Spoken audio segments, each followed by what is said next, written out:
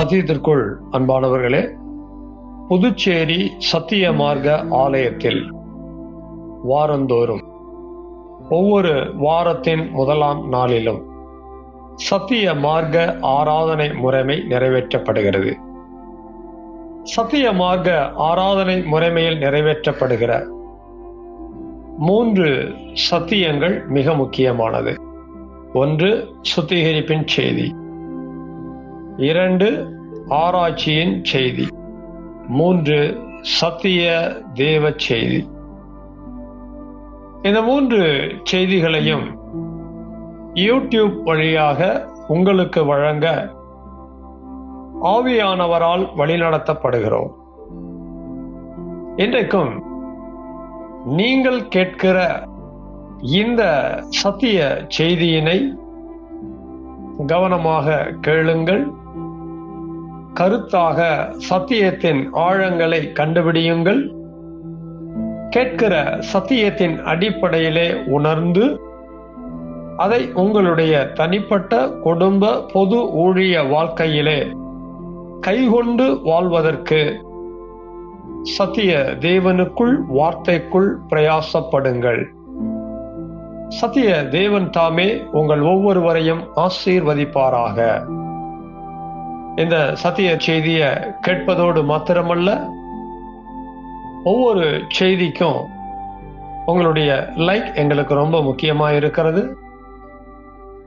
அதுபோல உங்களுடைய கமெண்ட்ஸ் எங்களுக்கு தேவையாக இருக்கிறது. மேலும் இந்த சேனல் உங்களுடைய பயனுக்காக ஆரம்பிக்கப்பட்டிருக்கிறபடியா சத்திய மார்க்க ஆலயம் புதுச்சேரி என்கிற இந்த சேனலுக்கு உங்களுடைய ஆதரவை தாருங்கள். சப்ஸ்கிரைப் செய்யுங்கள். சத்திய தேவனுக்கு மகிமை உண்டாவதாக. ஆமேன். சத்தியத்திற்குள் அன்பானவர்களே, சத்திய மார்க்க ஆராதனை முறைமையிலே முதல் பகுதியில் 2 சத்தியத்தினாலே சுத்தத்தை ஆசீர்வாதமாகவும், 2வது பகுதியிலே 3 சத்தியத்தை நன்மையாகவும் நாம் பெற்று 3வது பகுதியாக இருக்கக்கூடிய மகா பரிசுத்த ஸ்தலத்தின் வேலைக்குள்ளாக பிரவேசிக்கிறோம். இந்த வேலையிலே 2 சத்தியமாவது இருக்கின்றன. 1, ஜீவ வார்த்தையை நம்முடைய இருதயங்களில் புதிய உடன்படிக்கையாக எழுதுகின்ற சத்திய தேவ செய்தி. 2, தேவன் வாசம் பண்ணும் கிருபாசன தண்டையிலே நாம் சேர்ந்து நம்முடைய தேவைகளுக்காக நாம் ஜெபிக்கிற ஜெப நேரம். இந்த 2 சத்தியத்தையும் நாம் கிரமமாக தேவனுடைய சத்தியத்தின்படி அனுசரித்தோமானால் நாம் பெற்றுக்கொண்ட சுத்தமாகிய ஆசீர்வாதம், பரிசுத்தமாகிய நன்மை, இவைகளோடு மகா பரிசுத்தம் என்கிற வழி நடத்துதல், பாதுகாப்பும் நமக்கு உண்டாயிருக்கும். முதலாவது நாம் சத்திய தேவ செய்தியை கேட்க இருக்கிறோம். சத்திய மார்க்க ஆலயம் 12ஆம் வருடமாக தேவ ஆவியானவரால் நடத்தப்பட்டு வருகிறது. 12 என்றாலே ராஜ்யத்தை குறிக்கிற இலக்கமாக இருக்கிறது. ராஜ்யம் என்பது பலவாக இருந்தாலும் நாம் முக்கியப்படுத்துகிற ராஜ்யம் என்பது தேவனுடைய ராஜ்யம். 12ஆம் வருடத்திலே சத்திய மார்க்க ஆலயத்திலே காணப்படுகிற நாம் தேவனுடைய ராஜ்யத்துக்குரியவர்களாக இருக்கிறோம். தேவனுடைய ராஜ்யத்தின் சத்தியத்தை வேதத்திலே 12 12 12 எழுதப்பட்டிருக்கிறது. புதிய ஏற்பாட்டு சத்திய மார்க்க சபையாகிய அவருடைய ராஜ்யத்திற்குள், அதாவது நமக்குள் ராஜ்யத்தின் சத்தியமாக 12 சத்தியமாக ஆவியின் கனியை பற்றி எழுதியிருக்கிறது. ஆவியின் கனி நம்ம எல்லாரிடத்திலும் உருவாகி அந்த ஆவியின் கனிய நம்முடைய வாழ்க்கையில வெளிப்படுத்தி தேவனுடைய ராஜ்யத்துக்குரிய புத்திரரா புத்திரிகளா நாம இருக்க வேண்டும். ஆகவே ஜனவரி 7ஆம் நாளாகிய இன்று 2024 வாரத்தின் முதல் நாள். இந்த மாதத்திலே முதலாம் வாரத்தின் முதல் நாள். இந்த நாள்ல நம்ம தொடர்ச்சியாக கேட்டுக்கொண்டு வருகிற சத்தியத்தை இன்றைக்கும் நாம் கேட்க இருக்கிறோம். நாம் கேட்க இருக்கிற சத்திய தேவ செய்தியினுடைய தலைப்பு என்னவென்றால், ஆவியின் கனியை குறித்த சத்தியம்.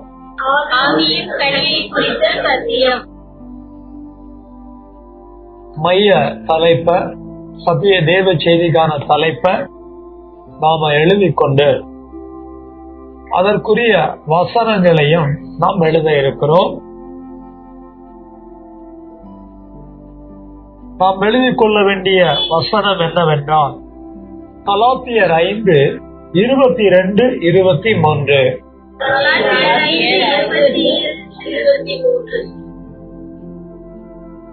எபேசியர் 5:9. எபிரேயர் 13:15. வசனங்கள் எல்லாம் நாம் எழுதியாச்சு அப்படின்னா, முதலாவது உள்ளே ஒருவர் வாசிக்க, இரண்டாவது வெளியே ஒருவர் வாசிக்க, தேவ மகிமைக்காக நாம வசனங்களை கண்ணுல பார்க்கணும், காதுகளினாலே நாம் கேட்க வேண்டும். ஆவியின் கனியோ அன்பு, சந்தோஷம், சமாதானம், நீடிய பொறுமை, தயவு, நற்குணம், விசுவாசம், சாந்தம், இச்சை அடக்கம், இப்படிப்பட்டவர்களுக்கு விரோதமான ஒன்றும் இல்லை. தொடர்ந்து வாசிக்க கேட்போம். 5:9. ஆவியின் கனி சகல நற்குணத்திலும் நீதியிலும் உண்மையிலும் விளங்கும். 15. ஆகையால் அவருடைய நாமத்தை குறிக்கும் விடுதலை கனியாகிய ஸ்தோத்திர பலியை அவர் மூலமாக எப்போதும் தேவன் செலுத்தப்படும். தேவனுக்கு மகிமை உண்டாவதாக. வாசிக்கப்பட்டதான ஒவ்வொரு வசனத்திலும் ஆவியின் கனியை குறித்த ரகசியங்கள் இருக்கிறது. அந்த ரகசியங்களின் எண்ணிக்கை 12ஆக நாம் கணக்கிடலாம். இந்த 12 கனியும் நமக்கு வாழ்நாளெல்லாம் தேவையான சத்தியமாக இருக்கிறது. இதுல நம்ம இதுவரைக்கும் ஆவியின் கனியாக 7 சத்தியத்தை 21 பிரசங்கங்களாக கேட்டிருக்கிறோம். இன்றைக்கு ஆவியின் கனியில் ஒன்றாக இருக்கக்கூடிய சாந்தம் என்கிற கனியை நாம் பிரசங்கமாக கேட்க போகிறோம். சாந்தம் என்ற ஆவியின் கனிய ஆவியில் சாந்தம் என்ற உபத்தலைப்பிலே நாம் கேட்க போகிறோம். எழுதிக் கொள்வோமா? ஆவியில் சாந்தம்.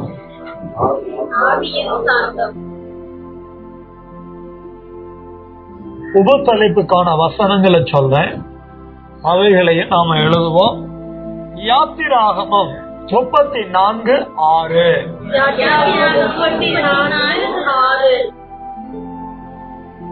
எண்ணாகமம் 12:3.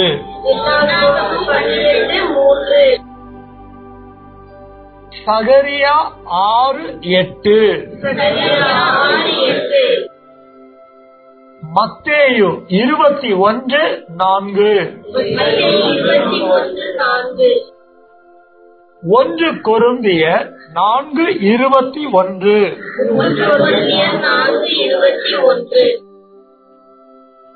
2 கொரிந்தியர் 10:1. கடைசியாக கலாத்தியர் 6:1 நாம் எழுதிக் கொள்வோம். கண்களை மூடுவோமா? சத்திய தேவ செய்திய நாம கேட்டு அந்த சத்தியத்தை நம்ம இருதயங்கள்ல எழுதப்பட இந்த ஆவியானவரே நமக்குள்ள செய்ய நம்ம தேவனுடைய ராஜ்யத்தின் ஜனங்களா வாழ ஆவியின் கனியை கொடுத்து வாழ நம்ம எழுதி கொண்ட தலைப்பின் அடிப்படையிலான வசனங்கள் வெளிப்படுத்தப்பட நம்ம ஜெபிக்க ஒப்பு கொடுக்கலாமா?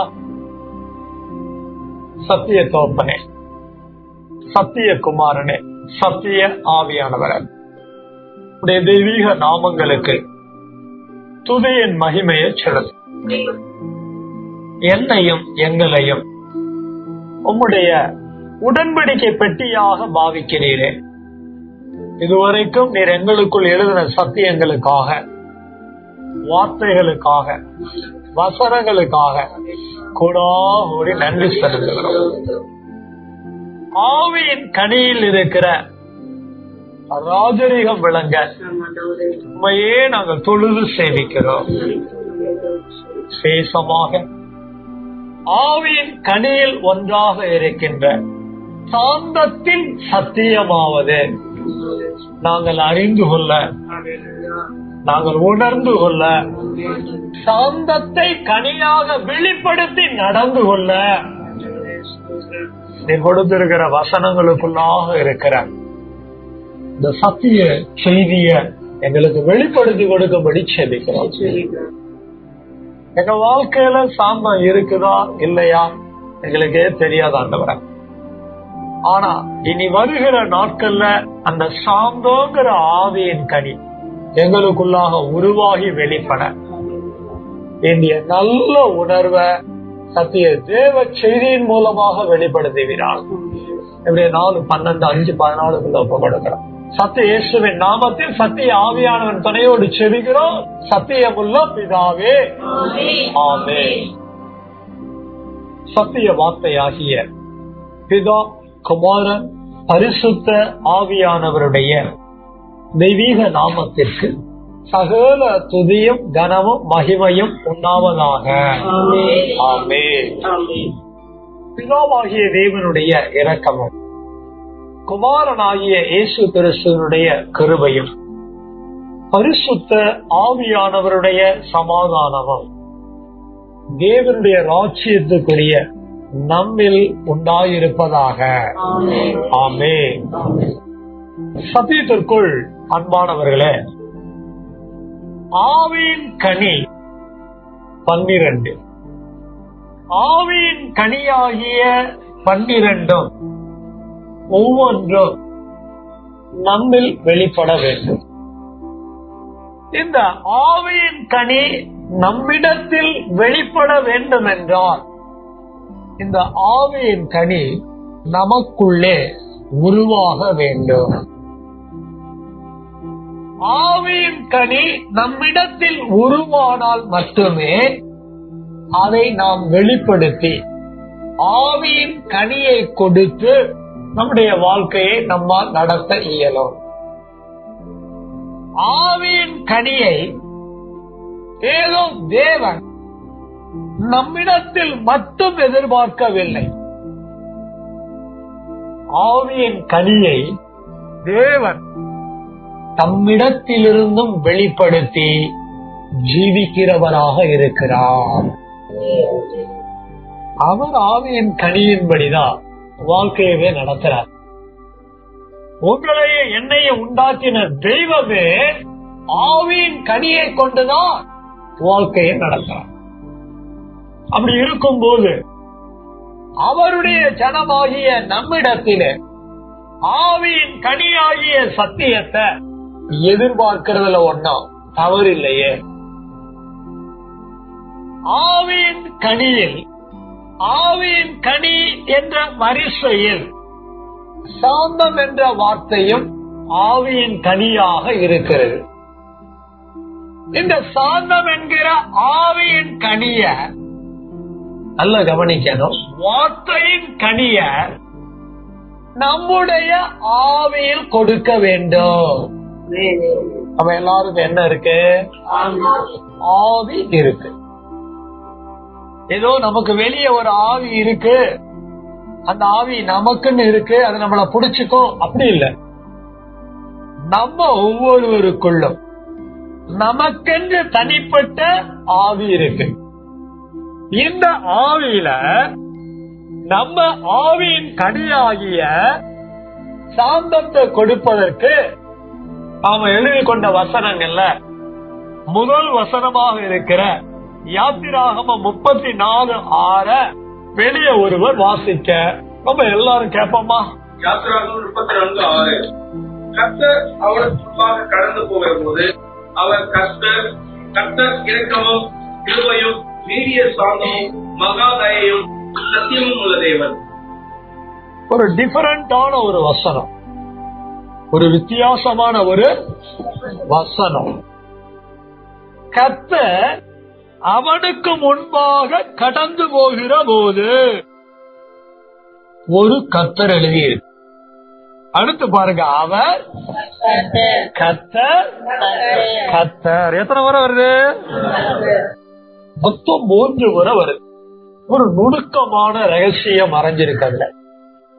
இதெல்லாம் கிறிஸ்தவ உலகத்துக்கு கண்ணுக்கு தெரியாது. வேதத்துல எழுதப்பட்டிருக்கிற தெய்வீக கணக்கு, டிவைன் மேத்தமேட்டிக்ஸ் ஒருபோதும் வெளிப்படாது. கர்த்தர் கர்த்தர் இரக்கமும் கிருபையும். ரொம்ப முக்கியமான வார்த்தை சாந்தம் என்று அல்ல அப்படின்னு சொல்லி கடைசியில சத்தியமுள்ள தேவன் முடிவடைகிறது. நம்முடைய தேவன் எப்படிப்பட்டவர் என்றால், அவருக்கு பல நல்ல குணங்கள் இருந்தாலும் அவர் ஆவியின் கனி என்று சொல்லப்படுகிற நீடிய சாந்தத்தையும் உடையவராக இருக்கிறார். உடைய தேவன் எப்படிப்பட்ட தெய்வமா இருக்கிறாரு? சில வழிபாடு தலங்களுக்கு போய் பாத்தீங்கன்னு வச்சுக்கோங்களேன், எப்படி இருக்கும்? பயங்கரமா இருக்கும். அவருடைய தோற்றமே அச்சமா இருக்கும், ஆக்ரோஷமா இருக்கும், அச்சமா இருக்கும், பயப்படுற மாதிரி இருக்கும். நீங்களும் நானும் ஆராதிக்கிற, நீங்களும் நானும் அறிந்து கொண்ட நம்முடைய தெய்வத்தினுடைய கேரக்டரை பத்தி இங்க என்ன அருமையா எழுதி இருக்கு பாருங்க. சாந்தம் என்று இல்ல, நீடிய சாந்தம். நம்ம எல்லாருக்கும் சாந்தம் என்ற வார்த்தைக்கு பொருள் விளங்குமா விளங்காதா அப்படின்னு பார்த்தா கொஞ்சம் யோசிக்க வேண்டியதாதான் இருக்கு. நம்ம எல்லாருக்குமே இந்த வார்த்தையினுடைய பொருள் அவ்வளவா விளங்குன மாதிரி தெரியல. நம்முடைய தெய்வம் நீடிய சாந்தம் உள்ளவரா இருக்கிறாரு. அடுத்த வசனம் என்னாகமம் 12:3 வாசிக்க கேட்போம்.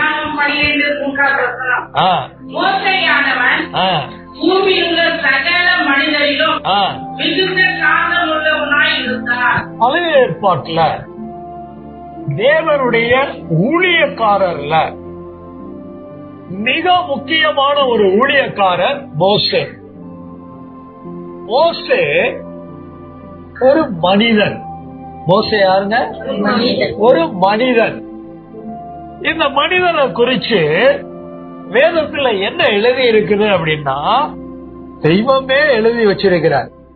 பூமியில் உள்ள சகல மனிதரிலும், இது ஒரு ஆச்சரியம் பாருங்களேன், பூமியில் உள்ள இஸ்ரவேலரிலும் எழுதல, சகல மனிதரிலும் தேவ ஜனங்களையும் சேர்த்துக்கிறாரு, புறஜாதி ஜனங்களையும் சேர்த்துக்கிறாரு.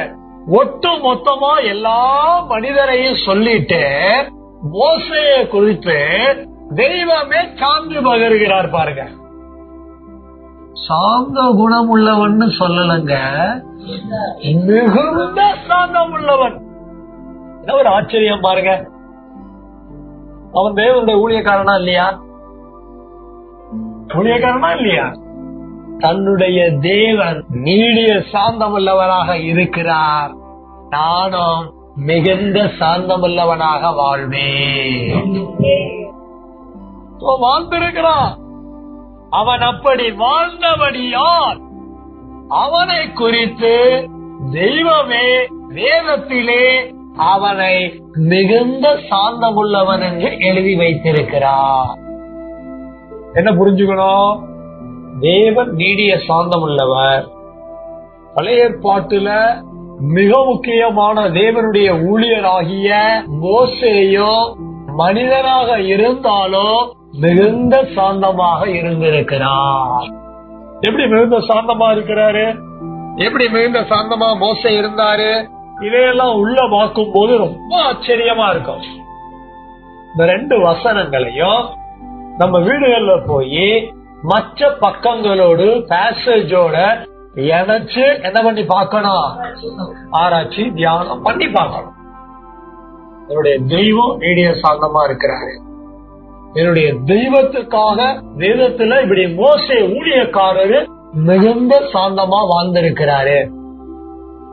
எனக்கும் என்ன தேவை? தேவனை போல, தேவனுடைய ஊழியனை போல நீடிய சாந்தமோ மிகுந்த சாந்தமோ ஆவியின் கனியாக தேவை. அடுத்து இந்த சாந்தம்னா என்னன்னு விளங்குறதுக்கு ஒரு வசனம் சகரியா 6:8 வாசிக்க கேட்போம்.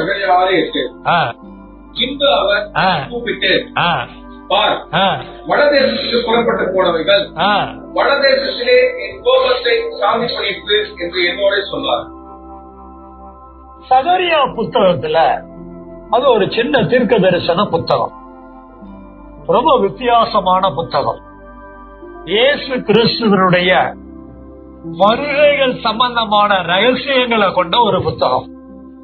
தேவனோடும் தூதர்களோடும் தேவ ஊழியர்களோடும் தேவ ஜனங்களோடும் சம்பந்தப்பட்ட ஒரு அருமையான புத்தகம். இந்த புத்தகத்துல சாந்தம்னா என்னங்கிற ஒரு புரிதல் உண்டாக, ஒரு விளங்குதல் உண்டாக சத்தியம் காணப்படுகிறது.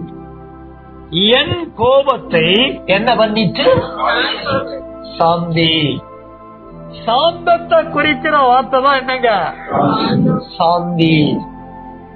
சாந்தத்தை குறிக்கிற சாந்தி என்ற வார்த்தைய தமிழ் நடையில மொழிபெயர்த்தால் அமைதி. என்னங்க? அமைதி. கொஞ்ச நேரம் ஆகட்டும், உங்களுக்கு நல்லா புரியும். தெய்வத்துக்கு என்ன வந்திருக்கு? கோபம். யாரு மேல? அவர் ஜனங்கள் மேல. அவர் ஜனங்கள் மேல தெய்வத்துக்கு கோபம் வந்துச்சுன்னா அவருக்கு சும்மா கோபம் வரல, தேவ ஜனங்கள் அப்படி நடந்திருக்கிறாங்க, அவ்வளவு கோபம் இருந்திருக்கு. ஆனால் இந்த பேசேஜின் அடிப்படையில இப்ப நம்ம பேசேஜுக்குள்ள எல்லாம் போகல, அது என்ன சம்பவம் அப்படின்லாம் உள்ள போகல. ஆனா சத்தியத்தை கவனிக்கிறோம். தெய்வத்திற்குள் உண்டான கோபத்தை சாந்தி பண்ணுகிற ஒரு சம்பவம் நடந்திருக்குது. அப்படின்னா என்ன? அமைதிப்படுத்துகிற ஒரு சம்பவம் நடந்திருக்குது. இதுல நம்ம என்ன புரிஞ்சுக்கணும் அப்படின்னா, நம்ம கோபங்களில் இருந்து அமைதிப்படுவதே சாந்தமாக இருக்கிறது. கோபங்கள்ல இருந்து என்ன அடையணும்? அமைதி அடையணும். நம்மளை கோபப்படுத்துற மாதிரி பல நிகழ்வுகள் வெளியே நடக்கும். இல்ல நம்மளே சாந்தம் இல்லாம கோபம் குணம் கொண்டவர்களாகவும் பல இடங்கள்ல இருப்போம். இது எப்படி எந்த விதத்துல என்கிட்ட இருக்கு அப்படிங்கறத நான் தான் வேதத்தின் அடிப்படையில கண்டுபிடிக்கணும். எப்ப பார்த்தாலும் கோப உணர்வோட இருக்கிறது, எப்ப பார்த்தாலும் கோபத்தன்மையோட இருப்பது, எப்ப பார்த்தாலும் கோபமாகவே செயல்படுவது அப்படின்னு ஒருத்தர் இருக்கிறாங்க அப்படின்னா அவர்களிடத்திலே சுத்தமா என்ன இருக்கவே இருக்காது. அமைதி என்று சொல்லப்படுகிற சாந்தம் இருக்கவே இருக்காது. என்கிட்ட ஒருத்தர் கோபமாவே நடந்துக்கிறாங்களா, அவங்க கிட்ட சாந்தம் இல்லை. மற்றவங்க கிட்ட நான் கோபமாவே இருக்கிறேன்னா என்கிட்ட என்ன இல்ல, சாந்தம் இல்லை.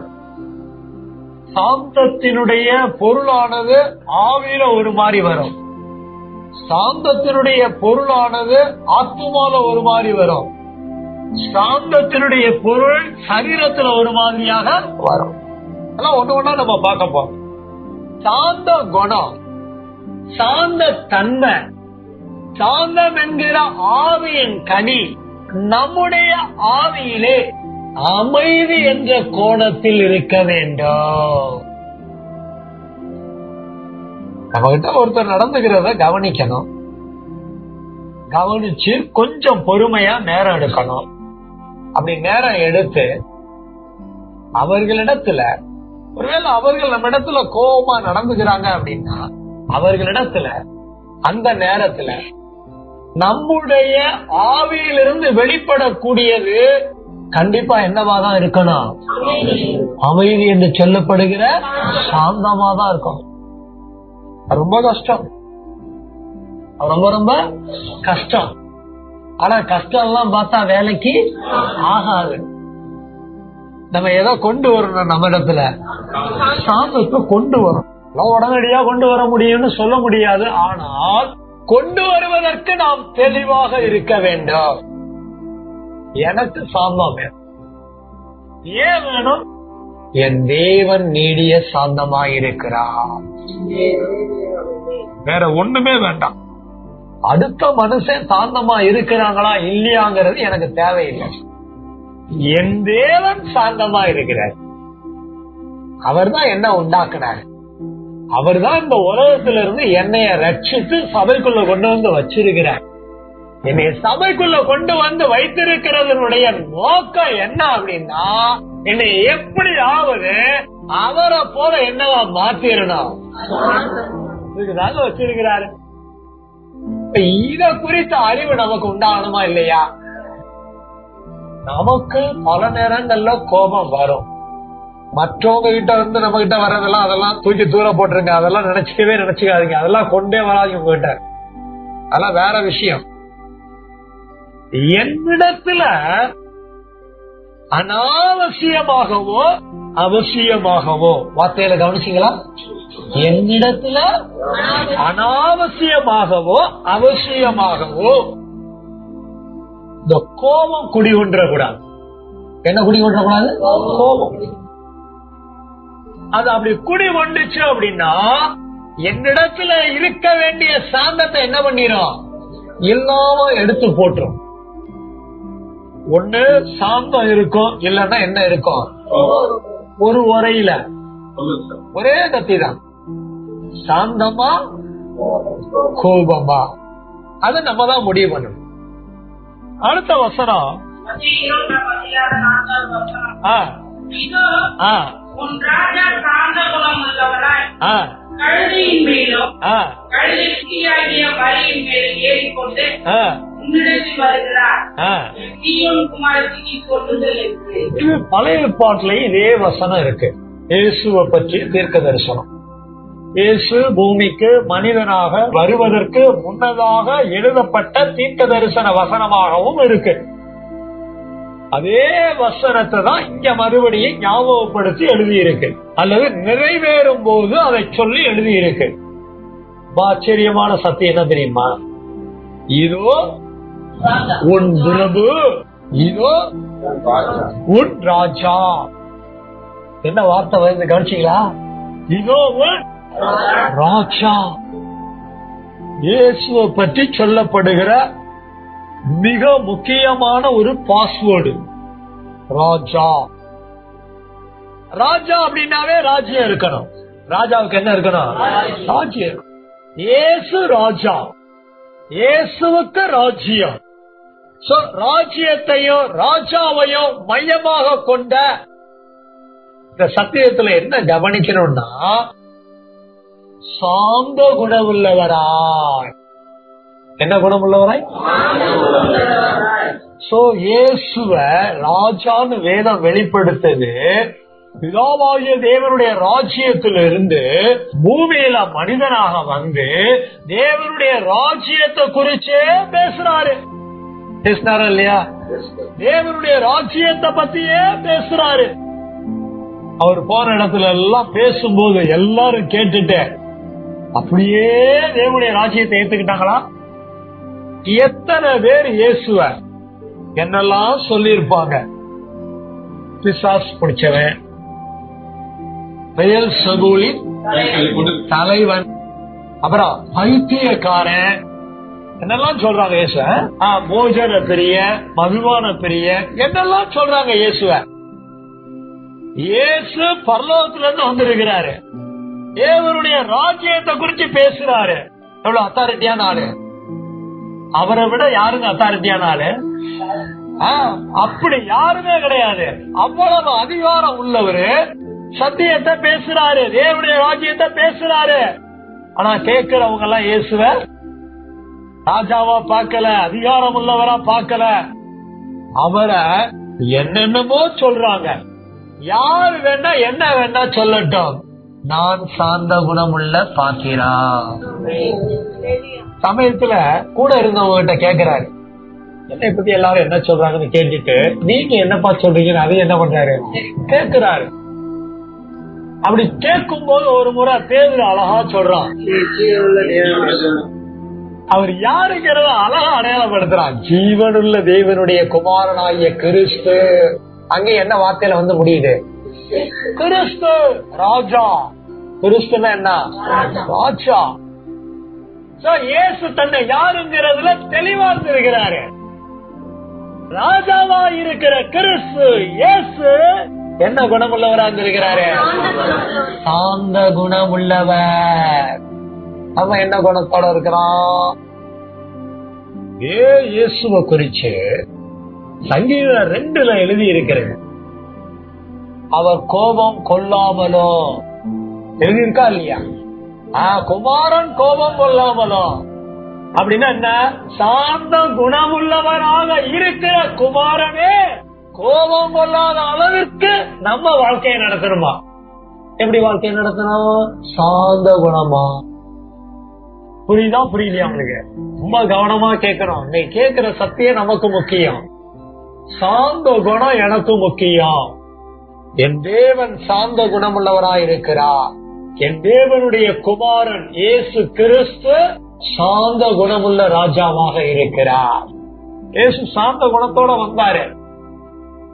இயேசு ஏன் சாந்த குணத்தோட வந்தாருங்கிறத கொஞ்சம் ஆழமா தியானம் பண்ணினீங்க அப்படின்னா உங்களையும் என்னையும் ஆவியின் கனியாகிய சாந்த குணத்தை கொடுக்க வைப்பதற்காக சாந்த குணமுள்ளவராக வந்தார். சத்தியம். இயேசுவை எப்படி பார்க்கணும்? உலகத்துல ஒரு ஓவியன் வரைந்த ஒரு வரைபடமா பார்க்க கூடாது. பாருங்கள, கோயில் வாசல் போற வரையில அப்படின்னு பேசிக்கிட்டே வந்திருப்பாங்க. வாசல்ல காலை வச்ச உடனே பாருங்க அப்படி ஆயிடுவாங்க. அப்படியே சாந்த சொரூபி ஆயிடுவாங்க. அந்த சிலை கூட தோத்து போயிடும். அப்படியே உள்ள போய் டான் அடிச்சு யூ டான் போட்டு அப்படி வெளியில படிய விட்டு கீழே இறங்குவாங்க. பாருங்க, என்ன தண்ணி என்ன தண்ணி என்ன அவசரம் எனக்கு கூட போயில பேசுற பேச்ச பாருங்களேன். கூட வந்து அழகா யாரு இன்னொருத்தனை சொல்லுவான், அவன் வச்சுண்டா இருறா அப்படிமா. அவன் வந்தாலும் சரி வராட்டா சரி எனக்கு எல்லாம் தெரியாது. போலாம். எவ்வளவு நடிக்கிறது? 3 நிமிஷம் நின்றுட்டு இருக்கேன். அது மதிக்க முடியாது. அது சாந்த சொருவி ஆக்டிங். படத்தை பார்த்த உடனே எப்படி யாரு? நிறைய கோயில்கள்ல போய் பாருங்களேன். அப்பா உலகமா நடிக்கிறான். சம்பளமே வாங்காம நடிக்கிறாங்க. இவங்களெல்லாம் கொண்டு போயிடலாம் கோடம்பாக்கம். உண்மையிலே டைரக்ட் எவனா நாங்க வந்தான்னா கொத்திட்டு போயிருவோம். வாழ்க்கையில சாம இருக்காரு. திடீர்னு புருஷன் மனைவியை கூப்பிடுறாரு, ஏ கழுத. உடனே அந்தமா சொல்றான், இரு நாயே வர்றேன், தப்பா எடுத்துக்காதீங்க, அவங்க புரியறதுக்காக நான் எல்லாம் சொல்ல வேண்டியது. புள்ள பாத்துக்கிட்டே இருக்கோம், அப்பாவையும் அம்மாவையும். கழுதைக்கு நாய்க்கு இடையில மாட்டிக்கிட்டேன். கொஞ்சம் வயசு வந்ததுக்கு அப்புறம் நினைக்கும், ஓஹோ நம்ம பிறந்தது யாருக்குன்னு இப்பதான் கிடைக்கும். ஆவியின் கனி தேவ ஜனங்களிடத்துல இல்ல.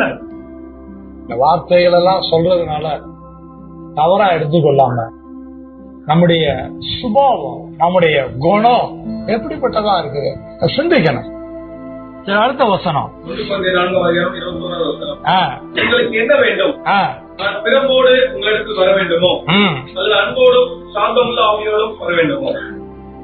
அப்போஸ்தலனாகிய பவுல் கொரிந்து சபைக்கு எழுதின முதலாம் நிருபத்துல 4:21 வாசிக்க கேட்டோம். அதுல 3 ரகசியம் இருக்கு. எத்தனை ரகசியம் இருக்கு? ஆமா, 3 ரகசியங்களை சொல்லி இதுல எதை கொண்டு நான் வரணும்னு கேக்குறாரு. ஒண்ணு என்ன சொல்றாரு? பெரம்புங்கிறாரு. பெரம்போட வரட்டுமா அப்படிங்கிறாரு. பெரம்புன்னா விளங்குதுங்களா? ஆமா, வரட்டுமா அப்படிங்கிறாரு. இப்படி எல்லாம் பவுலுக்கு தான் தைரியம் வரும்னு நான் நினைக்கிறேன். நமக்கெல்லாம் அந்த தைரியம் வராது. 2வது கேக்குறாரு பாருங்க, அன்போடு வரட்டுமான்னு கேக்குறாரு. அடுத்து கேக்குறாரு, சாந்தமுள்ள ஆவியோடும். கவனிக்கப்பட வேண்டிய வார்த்தை சாந்தமுள்ள ஆவியோடும்.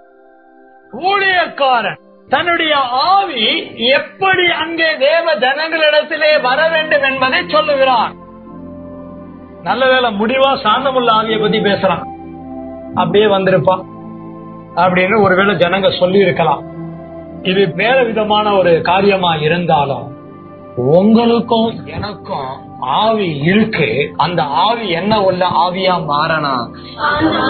சாந்தமுள்ள ஆவியா மாறணும். கோபம் கொண்டிருக்கிற ஆவியா இருக்கக்கூடாது. சாந்தி அடைந்த, அமைதி அடைந்த ஆவியாக இருக்க வேண்டும். சாந்தமுள்ள ஆவினா என்னங்க? சாந்தமுள்ள பேச்சு இருக்கணும். சாந்தமுள்ள என்ன இருக்கணும்? பேச்சு இருக்கணும். எப்ப பார்த்தாலும் கோபப்பட்டே பேசுறது. நான் பாஸ்டர் உன்னை பத்தியே பேசுற, உன்னை பத்தி எங்களுக்கு ஏன் பாஸ்டர் பேசுற? எங்களுக்கு என்னவோ அதை பேசு பாஸ்டர். கோபம் என்பது 21 ரகசியங்களை கொண்ட சத்தியம். கோபம் எத்தனை கொண்ட சத்தியம்? 21 ரகசியங்களை கொண்ட சத்தியம். பைபிள்ல தெய்வம் அதிகமா கோபப்பட்டிருக்கிறார். பைபிள்ல தெய்வம் அதிகமா என்ன பண்ணிருக்கிறாரு? கோபப்பட்டிருக்கிறார். இயேசு கோபப்பட்டிருக்கிறார் தெரியுமா? இத உலகம் என்ன தெரியுமா சொல்லும்?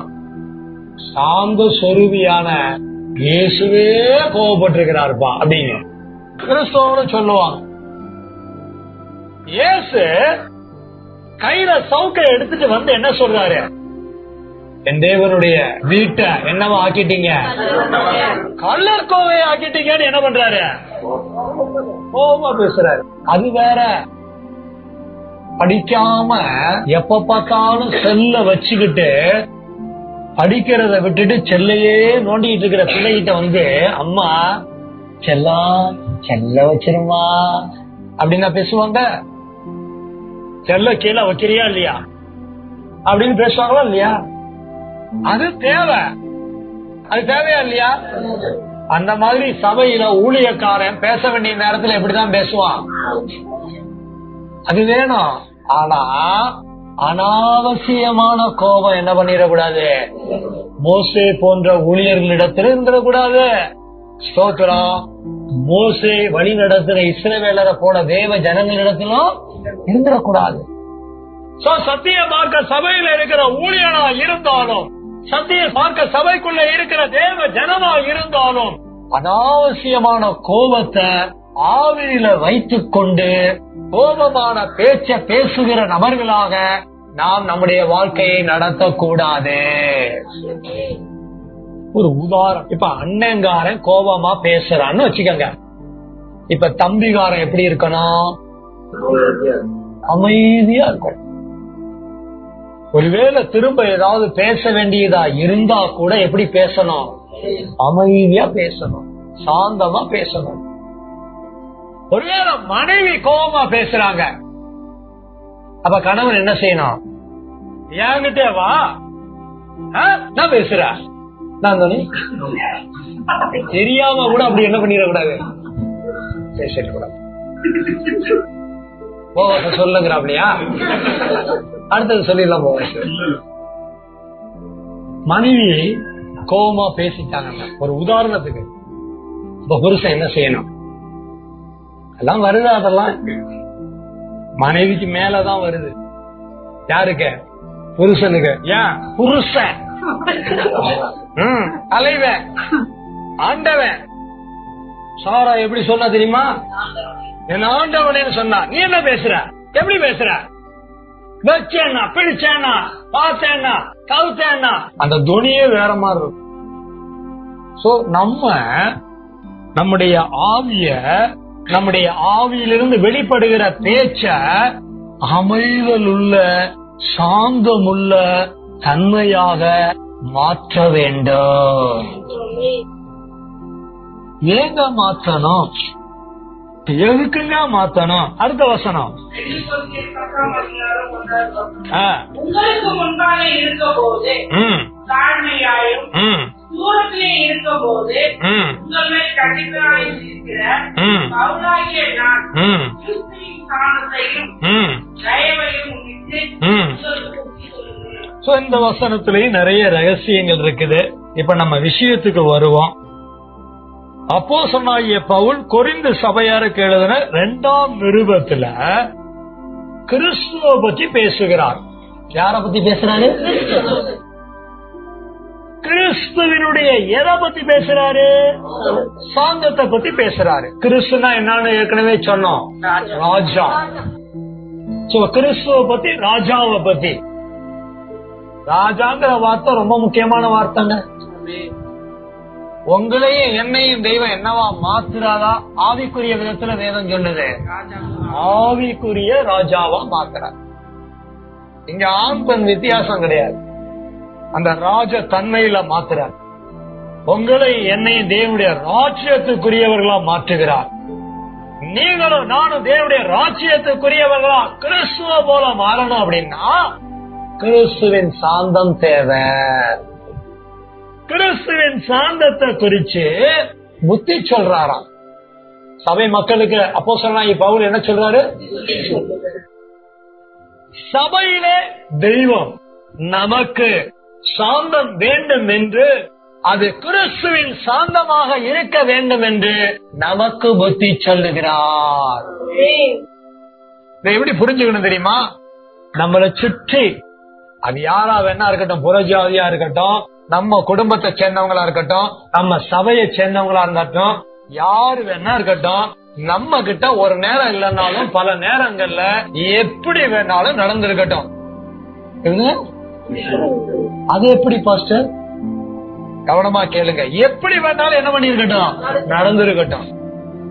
ஆனால் அவர்களுடைய பேச்சு நடந்திருக்கிறது அப்படிங்கிறது என்ன? பேச்சு.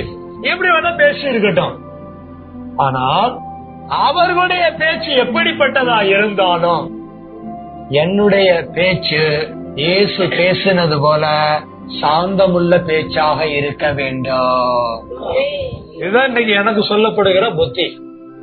இதுதான் தெய்வம் இன்றைக்கு பிரசங்கத்திலே நமக்கு சொல்லக்கூடியதான புத்தி.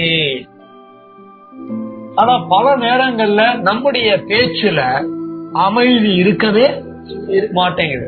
சின்ன பிள்ளைங்க பேசிட்டு உட்கார்ந்துருக்கும் பாருங்க, ஏய் அதை எடு, உடனே அது சொல்லும் பாருங்க, என்ன எடுங்கிற, சரி எடுப்பா அப்படி சொல்லு அப்படிங்க. என்ன எடுன்னு சொன்ன என்ன எடு அப்படின்னா எடுக்க மாட்டேன். யாரு பேசும்? குழந்தைங்க. ரொம்ப அறிவா அது பேசுறது ஒரு மாதிரி இருக்குதான். அதனால இதுவும் அதே மாதிரி என்ன பண்ணும், பேசுது. சபையில நாம இப்படிதான் இருக்கிறோம். ஏன்னா ஓய், ஒருத்தர் ஏன்னா உடனே இவங்க என்ன சொல்றது, ஓய். சாந்தமே இல்ல. எதுல இல்ல? பேச்சுல இல்ல. இது என்கிட்ட இல்ல, நம்ம கிட்டையும் நம்ம கிட்ட சாந்த குணம், சாந்தமுள்ள ஆவியா, சாந்தமுள்ள பேச்சா ஏன் பல நேரங்கள்ல வெளிப்பட மாட்டேங்குது அப்படின்னா, அடுத்த வசனம் எல்லாரும் எடுத்துக்கிட்டு ஒன்னா வாசிப்போம். கலாத்தியர் 6:1. ஒரு நிமிஷம் அமைதியா எல்லாரும் எடுங்க. கலாத்தியர் 6:1 எடுத்தாச்சுங்களா? எடுத்தாச்சு அப்படின்னா நம்ம தேவ மகிமைக்காக கலாத்தியர் 6:1 சேர்ந்து வாசிப்போம். சகோதரரே, ஒருவர் யாதொரு குற்றத்தில் அகப்பட்டால் ஆவிக்குரியவர்களாகிய நீங்கள் சாந்தமுள்ள ஆவியோடு அப்படிப்பட்டவரை சீர்ஒழுங்க பண்ணுங்கள். நீயும் சோதிக்கப்படாதபடிக்கு உன்னை குறித்து எச்சரிக்கையாயிரு. ஆமென். வறுமையான வசனங்க. வீட்டுல போய் நம்ம என்ன பண்ணணும்? பொறுமையா தியானம் பண்ணி பார்க்கணும். சபையில யாராவது ஒருத்தர் குற்றத்துல அகப்பட்டுட்டாங்கன்னு வைங்க, இப்ப நம்ம உடனே அவங்களுடைய குற்றத்தை வச்சு அவர்களிடத்துல நம்ம பேசுற பேச்சு கோபம் கலந்ததா இருக்கக்கூடாது. அவர்களிடத்துல நாம பேச வேண்டியதான பேச்சு எப்படி இருக்கணும்னா சாந்தமுள்ள ஆவியோட. நோக்கம் என்ன? சீர்பொருந்த பண்ணணும். அதுதான் நோக்கம். சரி, ஒருத்தவங்க கிட்ட குற்றம் இருக்கு, அப்படியே குற்றத்தோட அவங்க வாழ்ந்துடக்கூடாது. அந்த குற்றத்துல இருந்து அவங்க திரும்பணும், சீர்பொருந்தணும். அதுக்காக நம்ம அவங்க கிட்ட பேசணும். நம்ம பேசினா அவங்க கேட்க மாட்டாங்க, கேட்கலன்னாலும் பரவாயில்ல. அவர்கள் கேட்டுக்கொள்ளுகிற வரைக்கும் அவர்களிடத்திலே நான் பேச வேண்டிய பேச்சு எப்படிதான் இருக்கணும்? சாந்தமுள்ள பேச்சா இருக்கணும். இப்படி பண்ணாத, என்ன நீ இப்படி பண்ற, இப்படி பண்ணினா, ஆமா இனிமே இப்படி பண்ணனா நானே ஏறி கட்டி அடிப்பேன், நானே உன்னை என்ன பண்ணுவேன், அடிப்பேன். இப்படி பேசுறது என்ன பேச்சு கிடையாது? சாந்தமுள்ள பேச்சு கிடையாது. இப்படி பண்ணிட்ட, இப்படி பண்றது குற்றம், சரி உனக்கு தெரியல, வேதத்துல இப்படி எழுதி இருக்கு, அப்படி செய்யக்கூடாது. அத கொஞ்சம் பொறுமையா உட்கார்ந்து அமைதியா சாந்தமா அவங்க கிட்ட நம்ம பேசக்கூடிய அளவிற்கு நம்ம இருக்கணும். இது கொஞ்ச நேரம் ஆகும் போது ஒருவேளை அந்த நபர் நம்ம கிட்ட திரும்ப பேசுற பேச்சு எப்படி இருக்கும்? சாந்தம் இல்லாம இருக்கும். இப்ப நம்ம எப்படி இருக்கணும்? ரொம்ப எச்சரிக்கையா இருக்கணும். எப்படி? நீயும் சோதிக்கப்படாதபடிக்கு இருக்கா இல்லையா? நான் 5 நிமிஷம் தான் பொறுமையா பேசுவேன். எவ்வளவு நேரம் பேசுவேன்? 5 நிமிஷம் தான் கரெக்டா பாப்பேன். ஐயா 300 செகண்ட் தான் பொறுமையா பேசுவேன். 301வது செகண்ட் என் பேச்ச வேற மாதிரி இருக்கும். அப்புறம் கர்த்தரும் வேற மாதிரி செய்வார். ஆமா, தெய்வமும் வேற மாதிரி நடந்துக்குவார். சோ நம்ம பேச்சு நம்முடைய தனிப்பட்ட வாழ்க்கையிலையும் சரி, நம்முடைய குடும்ப வாழ்க்கையிலையும் சரி, நம்முடைய பொது வாழ்க்கையிலையும் சரி, சாந்தமுள்ளதாக, அமைதி உள்ளதாக, தேவன் எதிர்பார்க்கிற ஆவியின் கனியை கொண்டதாக இருக்க வேண்டும். இதுவரை நம்ம எப்படி பேசியிருப்போம்னு நமக்கே நல்லா தெரியும். ஆனா இனிமே எப்படி பேச வேண்டும் என்று இந்த பிரசங்கத்தின் அடிப்படையில நமக்கு விளங்குது. நமக்கு விளங்கின சத்தியத்தை நம்முடைய வாழ்க்கையில நிறைவேற்ற கடந்த காலங்கள்ல நம்முடைய பேச்சுல உண்டான குறைகளை, மீறுதல்களை கண்டுபிடிச்சு மனம் திரும்பி இனிமே ஆவிய சாந்தமுள்ள ஆவியா, ஆவியின் கனியை கொண்டதாக வாழ ஒப்பு கொடுக்க போகிறேன். நல்ல தீர்மானம் எடுக்கலாமா? எல்லாரும் எழும்புவோம், கண்களை மூடுவோம். கேட்ட சத்தியத்தின் அடிப்படையிலே நல்ல ஒரு மனம் விரும்புதலுக்குள்ளாக வருவோமா? நீங்களும் நானும் அறிந்து ஏற்றுக்கொண்ட நம்முடைய தெய்வம் நீடிய சாந்தம் உள்ளவராக இருக்கிறார். நம்முடைய தெய்வம் பழைய ஏற்பாட்டுல அவருடைய ராஜ்யத்தின் ஊழியத்திற்கு அழைத்து கொண்டு உபயோகப்படுத்தின தேவ ஊழியனாகிய மோசே பூமியில் உள்ள சகல மனிதரிலும் மிகுந்த சாந்த குணமுள்ளவனாய் இருந்தார். இந்த பூமிக்கு மனிதனாக, உங்களை போல என்ன போல மனிதனாக தோன்றி பிறந்து வந்து வாழ்ந்து ஊழியம் செய்த, தேவனுடைய ராஜ்யத்தை பேசின இயேசு ராஜா என்று, சாந்த குணமுள்ள ராஜா என்று தீர்க்க தரிசனமாக எழுதப்பட்டதை தன்னுடைய வாழ்க்கையிலே நிறைவேற்றி காண்பித்தார். இயேசு சாந்தமுள்ள ஆவியோடு இருந்தார். ஊழியம் செய்யும் போது தன்னோட பேசுற எல்லாரிடத்திலும் அவர் சாந்தமுள்ள ஆவியோடு இருந்தார். அப்படின்னா என்ன? யாருக்கிட்டையும் அனாவசியமா கோபமே படாம அமைதியா பேசிக் கொண்டிருந்தார். இன்னைக்கு நம்ம எப்படி பேசுறோம்? இன்னைக்கு நம்ம ஆவி சாந்தமுள்ள ஆவியா இருக்குதா?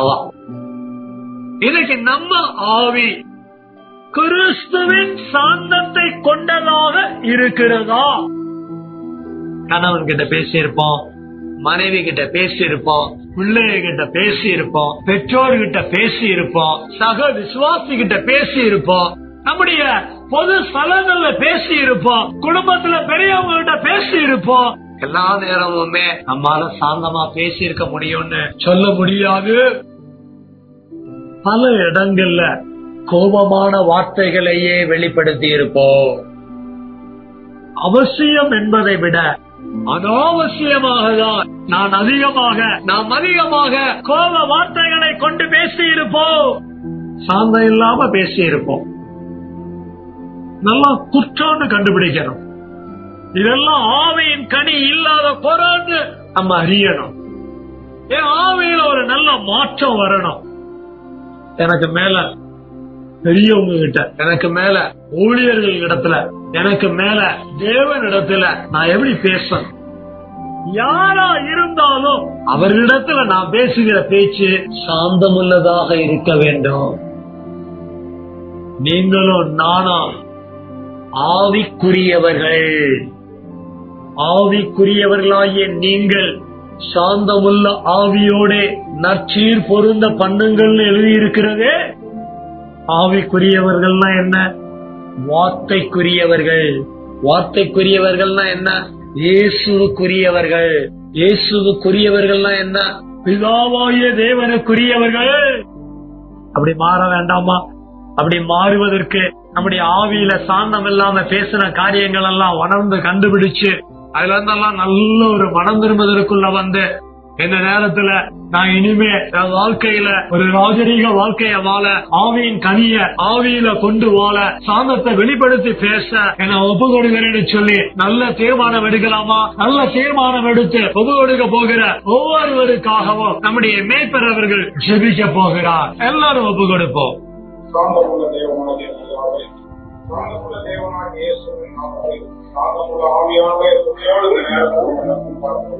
ஆமாண்டவர ஆவியின் கனியை கொடுக்க என்னுடைய இருதயத்தில் எழுதுகிற கூடாடி மகிமையாண்டவர ஆவியில கனி கொடுக்க வேண்டும் என்பதற்காக வெளிப்படுத்த சத்தியத்துக்காக கூடாடி நன்றி செலுத்துகிறோம். ஆமாண்டவர ஆமாண்டவர உண்மையே தொழில் சேவைக்கிறோம். ஆராதிக்கிற தேவன் கர்த்தாவே நீடிய சாந்தமுள்ள ஸ்தோத்திரம் சத்தியத்தை வெளிப்படுத்தி ஸ்தோத்திரம். உம்முடைய ராஜ்யத்துக்குரிய வேலை செய்ததான ஆண்டவரே மோசே என்கிற ஊழியக்காரரும் ஆண்டவரே சாந்தமுள்ள ஆவியை வெளிப்படுத்தக்கூடிய ஆராதிக்கிற தெய்வமாக இயேசு கிறிஸ்து ஆண்டவர் ராஜாவாகிய தேவன் சாந்தமுள்ள ஆவியை வெளிப்படுத்தக்கூடியவராக தெரிந்து கொண்டதான நோக்கம் கர்த்தாவே என்னுடைய ஆவியில கனி கொடுக்க வேண்டும் என்பதை ஆவியில கர்த்தாவே ஒவ்வொருடைய ஆவியில கர்த்தாவே சாந்த குணத்தை வெளிப்படுத்தக்கூடிய ஆண்டவரே ஸ்தோத்திரம் கிருபை நிகழ்வு கொடுக்க முடியாது. கர்த்தாவே ஸ்தோத்திரம் உமக்கென்று கனி கொடுத்து வாழ கிருபை அளிக்க முடியும். கிருபை அளிப்பீராக. எங்களுக்கு யாராவது தவறு செய்கிற போது தவறு செய்யும்போது கண்டுபிடிக்கும் பொழுது ஸ்தோத்திரம் அவர்கள் தீர்மானத்தை கொண்டு பொருட்டாக ஆவியோட அவர்களுக்கு பேசத்தக்க கிருபை நிகழ்வு கொடுக்க முடியாது. சபைக்கு வருகிற ஒருவரை கெட்டு போகாதபடி தேவனுக்கு கனி கொடுத்து கிருபை அளிக்க முடியாது. நிலைத்திருந்தா மிகுந்த கனிகளை கொடுப்பான். இயேசுவை நிலைத்திருந்த ஆண்டவரே மிகுந்த கனி கொடுக்கக்கூடியவர்களாக வாழ உங்களுக்கு திரும்ப அளிக்க முடியாது சொல்லிக்கிறோம். அப்படியா செய்ய போறதுக்கா நன்றி செலுத்துகிறோம். ஆவியானுடைய துணையோட நன்றி சொல்லி ஜெபிக்கிறோம். ஜீவன பரிசுத்தமுள்ள நல்ல பிதாவே. ஆமென் ஆமென்.